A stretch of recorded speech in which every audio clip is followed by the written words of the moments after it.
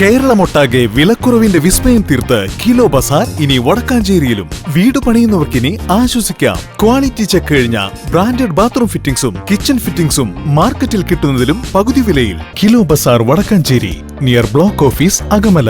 Contact 9037921329.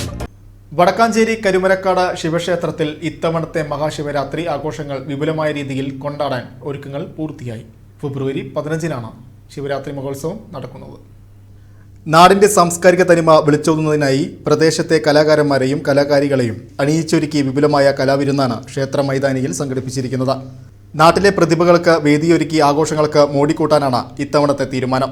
ക്ഷേത്ര ഉപദേശക സമിതി ഭാരവാഹികളായ president P K. Rajesh, secretary Sudheesh Kumar, committee അംഗം രഘു എന്നിവർ ആഘോഷങ്ങളുടെ വിവരങ്ങൾ വിശദീകരിച്ചു. ഇവിടെ കാര്യപരിപാടികളായിട്ട് നമ്മളുടെ നാട്ടിലെ കലാകാരന്മാരും കലാകാരികളും ഉള്ളതാണ്. അവരെ വെച്ചുകൊണ്ട് നമ്മളിവിടെ പരിപാടി അവതരിപ്പിക്കുന്നത്.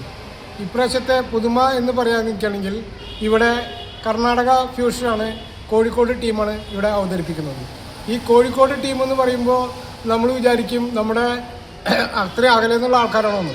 അല്ല, നമ്മളുടെ നാട്ടിലെ തന്നെ നമ്മുടെ നാട്ടിൽ നിന്ന് മാറി താമസിക്കുന്ന ഫാമിലിയാണ് നമുക്കിവിടെ പരിപാടി ഇപ്രാവശ്യം അവതരിപ്പിക്കുന്നത്.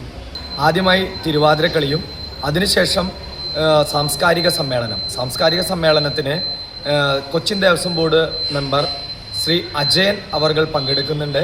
അതുപോലെ തന്നെ നമ്മുടെ അനിരുദ്ധൻ അതുപോലെ പ്രമുഖ വ്യക്തികൾ പങ്കെടുക്കുന്ന പരിപാടി സാംസ്കാരിക സമ്മേളനം അന്നേ ദിവസം നടക്കുന്നുണ്ട്. അതിനുശേഷമാണ് കർണാട്ടിക് മ്യൂസിക് നടക്കുന്നത്, ടീം ബനി അവതരിപ്പിക്കുന്ന കർണാട്ടിക് മ്യൂസിക്.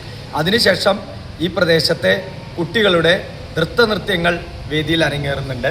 അതോടൊപ്പം തന്നെ സംസ്ഥാന സ്കൂൾ കലോത്സവത്തിൽ എ ഗ്രേഡ് നേടിയ പ്രജുൽ എന്ന വ്യക്തിയെ ആദരിക്കുന്നുണ്ട്. അതുപോലെയുള്ള നിരവധിയാർന്ന പരിപാടികൾ അന്നേ ദിവസം സംഘടിപ്പിക്കുന്നുണ്ട്. ശിവരാത്രി ദിനത്തിൽ വിശേഷാൽ പൂജകളും വഴിപാടുകളും പുറമെ രാത്രി മുഴുവൻ നീണ്ടുനിൽക്കുന്ന കലാപരിപാടികളും ഭക്തജനങ്ങളെ വരവേൽക്കാൻ സജ്ജമാണ്.